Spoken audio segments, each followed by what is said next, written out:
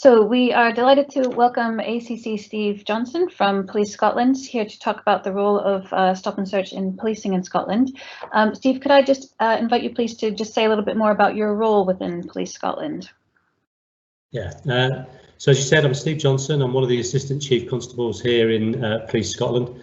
I hold the national lead for Stop and Search, as well as I'm the portfolio lead for the west of Scotland as a local policing area here in Scotland. Brilliant, thank you. So generally speaking, what role does Stop and Search play in the policing of Scotland? It is but one of the tactics that we have available to us. I think, very simply put, our role in society is to do but three things: keep people alive, prevent and detect crime. And we have an awful lot of tools in our bag to do that. I happen to think the powers that are given to us in relation to Stop and Search in various acts are there to enable us to do those three things on behalf of all citizens, but particularly the victims of crime, those that are expecting the police to take activity on their behalf, either to keep them safe or to go out and detect a crime once they've become a victim of crime. Yeah, absolutely. Okay. So in your view, how has the reform process that happened in Scotland changed the practice of Stop and Search in Scotland? As you can probably tell from my accent, I'm not born and bred in Scotland. I've come to Scotland during the reform period, so I've actually seen what went on before, and I've been able to be here afterwards, and now I'm the national lead. I think what the reform has given us is a recalibration, a point in time where we look at what we used to do and we take the good bits from that, because there are many good bits in relation to the powers that we have, but there was an awful lot of, if you like, bad practice that caused negative consequences in relation to policing, and that had wide-ranging impacts. Confidence in the legitimacy of the service, which we absolutely thrive upon, the fact that we're here for all citizens. And also, I think the police lost the narrative. And I think that recalibration is started to put the narrative back into the hands of the police service on behalf of the citizens of Scotland.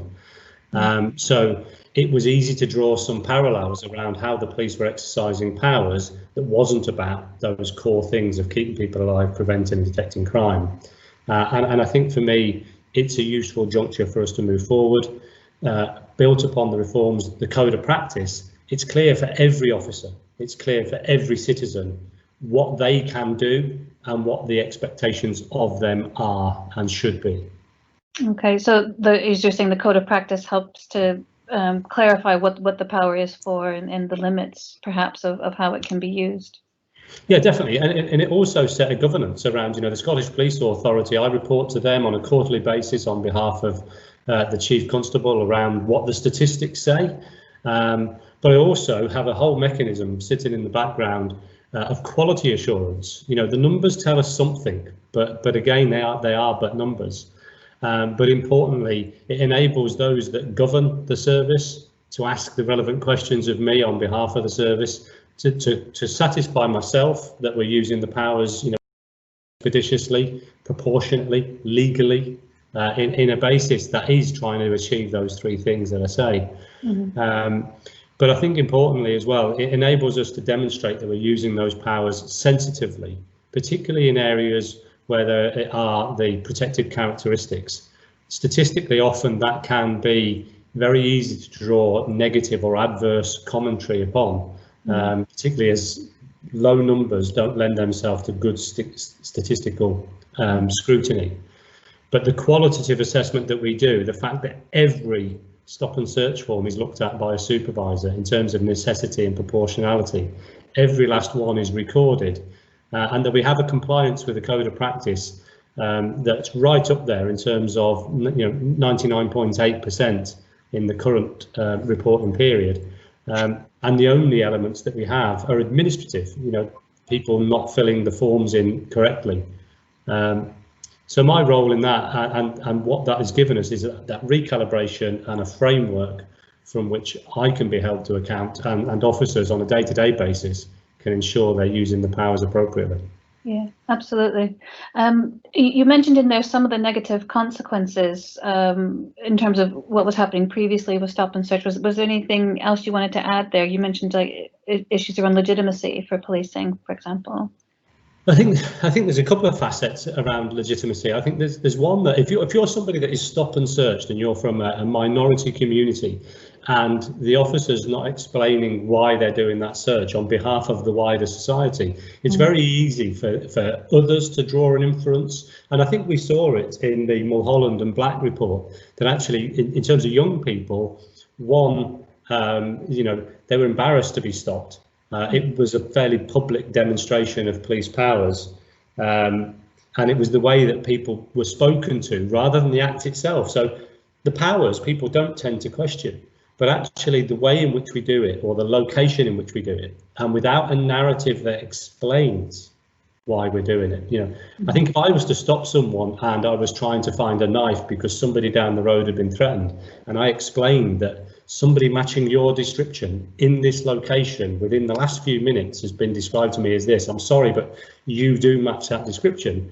Can I search in relation to, I'm going to search you in relation to what I might find in terms of a weapon. Most people would probably go, yeah, please do, or can we move to one side? It's a very public place. So it's easy to understand it from a citizen perspective. But if we get that wrong, statistically, that stands out. So if that's a member of the Black or minority ethnic community, if it's a young person, I can understand the perceptions of that. So we need to make sure, and my governance needs to make sure, that we're providing feedback not only to the officers who do those searches and get it right and say well done, but to those that don't do it as well as they perhaps should and must do in the future, to give them the opportunity to learn and engage with people, and where necessary, apologise. But we have a complaint rate. Last year we did one of the highest numbers of stop and searches, just under 40, or just over 41,000 stop and searches, and in but 0.09% of those cases we got a complaint. And those complaints tended to be about how it was done, not what was done. So I think that is hugely important measure of that impact on the legitimacy. But also I would say, when you look at that same statistic, it's 0.75% of the whole population of Scotland. So it's 0.09% of the people searched, and it's 0.75 of the whole population of Scotland. The chances of being stop and search in Scotland is less than 1%. And we will do it in relation to the powers that we have. So we need to get that narrative across so that people understand we're not just out there doing this willy-nilly. We're not out there to try and target specific race, ethnicities, and other people of other protected characteristics. We are there acting on information, acting on intelligence, and very often acting on the information provided by a victim, i.e. somebody's just held me up, taken my phone, they had a knife in their hand, and this is what they look like.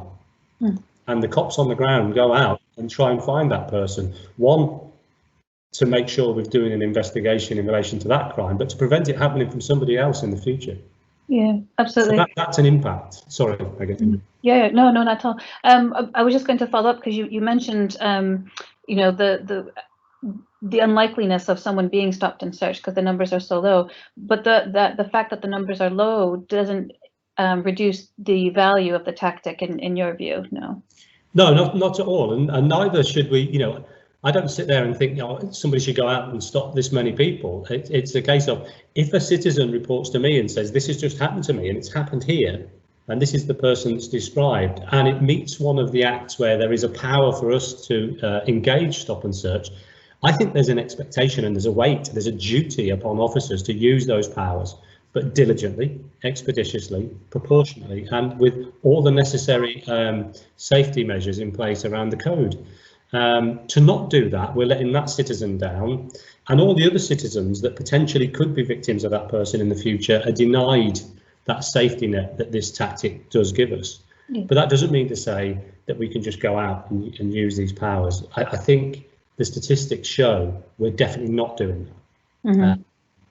My concern probably in the early days of the code of practice and the reform was we might shy away from using the tactic. And you want to encourage people to use all the tools in the toolkit. That's what I'm about. But that's not about setting targets or measures. It is about asking the relevant question that, at this time and at this date, officer, you were reported this. What powers did you think you had available, and why did you discount that one, and why did you use this one? And if they can do that, if we are professional, we can look any citizen in the eye and say we've acted in good faith on your behalf. And then I think the legitimacy comes in.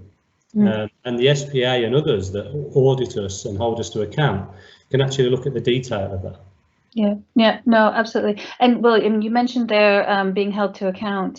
So I just wanted to touch on the governance process around Stop&Search. So what is the significance of that process for you, and how does that work in Scotland? Yeah, so I review once a month with the National Stop&Search unit. I review once a month what the data tells me. That's across all of the 13 local policing divisions.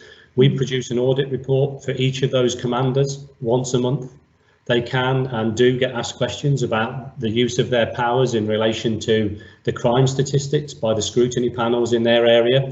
And that's of interest, that local authorities want to know that the police who are given these powers are actually exercising them on behalf of the citizens in their area. And that is a role for scrutiny panels. And we've certainly seen in some of the divisions where we've had very specific crime types, people asking what powers we've used and when. So we produce that assurance report. Each individual form is checked by a supervisor. Where we need to, if we're picking up trends, we can ask the relevant questions of the commanders. And if the commanders aren't picking up on that, then there is a direct, if you like, line management intervention from me as the lead to ask more direct questions and commit a review of what we're actually doing in those locations. Since reform, we've not had to do that. We are getting direct feedback from the commanders. Individual cases are looked at. We satisfy ourselves that we're using our powers well. And as I said, testament to that is, the low number of complaints. 2017, 18, 50 complaints. It went up slightly the following year into 58, reduced to 37. And this year, the year to date, there's only been 17 complaints about the use of our powers. But what I have seen is an increase in things like Crime Stoppers and scrutiny panels saying, what are you doing to confront criminals who are out there in our communities? And perhaps taking advantage of a void, particularly in COVID times, of visible law enforcement. And that's a balance that we don't want to go back to the days where we're sending people out with that tactic as a purpose, but sending them out to do a job. And if the tactic is pertinent, to use it. Yeah, okay, absolutely. You've mentioned some of the statistics and reviewing of data. So just in general, how important is it for you to have detailed data on the recording of Stop&Search?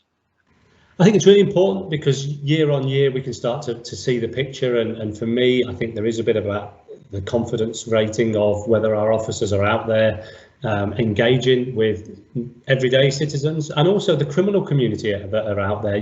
If we're not engaging those people, not necessarily using Stop&Search powers, but engaging and talking to known criminals on behalf of society, we're really missing our opportunity to keep citizens safe. So my expectation is that we are engaging with the criminal community, those that are trying to exploit people, and where power exists, we use it to keep people alive, prevent and detect crime. And also statistically, it's a great figure. Since the 1st of April 2017, we've taken 2,888 weapons off the streets of Scotland. Now, not all of them were destined to be used against another person. Some of them were going to be used by people to self-harm themselves. We particularly saw that in relation to young people in the north part of the country. So actually using powers to prevent people from harming others, that's great. To prevent people from harming themselves, that's hugely powerful. And, I think officers should be proud of the fact they've taken that many weapons off the streets.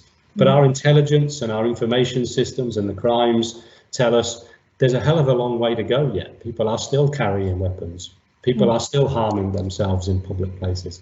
So there is much more that we need to do in terms of identifying the opportunity to intervene and use the tactic to, as I say, keep vulnerable people safe, prevent vulnerable people from doing something that they might not have been designed to do, but because of the timing, their possession, the opportunity, they might do something stupid and may harm somebody else. So I think it is right that we do use those powers. The statistics show me where we're using it, where we're not using it, and trying to understand that. And I think the key word there is understanding. It's not just a one more is better than one less. That's not the case. And there is something that is challenging about the descriptions. What is a positive search? So what 1 in 10 searches in relation to transporting vulnerable people finds a weapon. So that's 1 in 10 is a positive, 10% is a positive search. Surely searching everybody and not finding something is a positive element.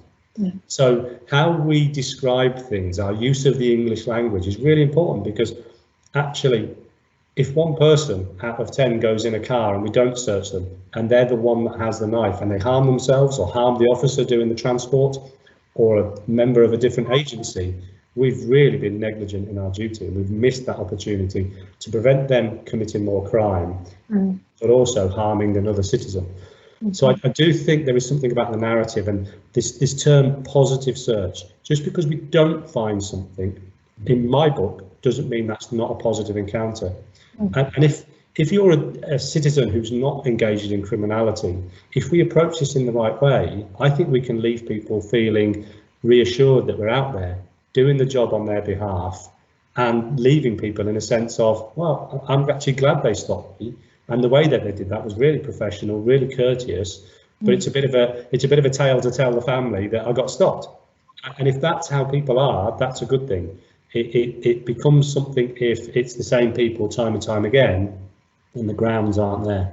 But I'm not seeing that in the data that I see. Okay, and that's really useful to know. So just finally, are there any key messages that you would want to pass on to your counterparts in other European jurisdictions around stop and search? I think for me the true measure of the effectiveness of these powers is how we are keeping people alive, preventing and detecting crime. It's not just the statistical capture. The codes of practice and the reforms that we've gone through, I think some will describe that as a painful process. My way of describing it is it's a really useful reset and recalibration of a very, very useful power. In people's own jurisdictions, having that governance for me that's independent, that asks me questions, I would encourage that. I wouldn't fear it. We don't create the powers that we use as the police service. We are privileged to enforce them on behalf of the wider society. So long as we're doing that around actions are justified, lawful, proportionate and necessary, I really don't think we have much to fear from the exercise of the power. Where we're not doing that, it's the job of leaders and managers, my colleagues, to make sure that we're putting interventions in place and taking the opportunity to learn internally. And if we get it wrong with an individual, apologise, put it right and put it right quickly. And when we're not doing something, make sure that we understand why we're not doing something just as much as we understand why we have done something. But I do think the reform process, the documentation that I know people can get that's attached to your website, just read through that. You can see the journey that we've undertaken. You can see the strength in the codes of practice, and the governance arrangements that we have are not complex. It's looking at the data that we have. I think the only other thing that we would look at, and certainly I would look at definitely having, is the benefits of things like body-worn video. You know, I would love every officer to be able to capture every stop and search on a camera. That for me helps the officer protect themselves from any misplaced or misaligned allegations about how they've done it. I think we will see that people at Stop and Search moderate their behaviour as well, and it is probably best evidence that if you say I found X in this pocket, guess what? A court will see it, we will see it. But I think it gives the opportunity for people like me to then do the next phase of qualitative assessment of dip sampling the imagery and looking at the actual interaction, that social interaction between a citizen and an officer of the law. And also for those that govern me to be able to dip sample and say, actually, we want to have a look at every stop and search in relation to somebody under the age of 17. We want to look at every stop and search that you do with a black person. And that for me is fine. And we could even involve members from those communities in terms of representatives, independent advisory group, to actually provide us with feedback around some of the nuances. So very much qualitative. So if people already have that in their jurisdictions, that's great. Please share that with us. but that's certainly a place where I aspire us to be here in Scotland. Okay, thank you so much for your time. That's been incredibly helpful. We appreciate your thoughts here. Thank you.